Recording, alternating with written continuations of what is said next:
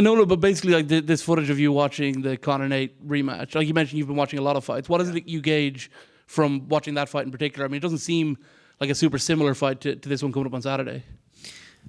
No, yeah, I just been watching a bunch of fights. I didn't even know there was like something. We just have cameras recording so much. I didn't realize like that was a moment that got captured. I've been watching a bunch of fights. Been watching some rematches. Watched Chuck versus Randy. Which I've never watched Chuck Liddell fights. Like obviously I knew who he was, but so I've been watching a lot of old school fights. It's been cool. But yeah, I've always taken inspiration from Conor fights.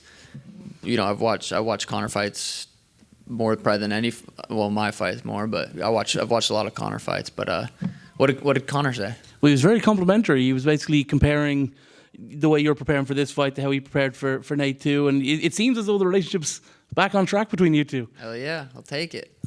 Are you happy about that? Like obviously, I know it's been rocky with you two, but it seems like now all good again. I'll forever be a huge Conor fan. I feel grateful to be able to watch his come up like in my generation. Like I watched it happen. So I think we'll look back.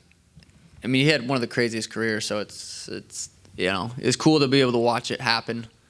While I was getting into the UFC and everything. So yeah, I'm pumped that the relationship's back to good.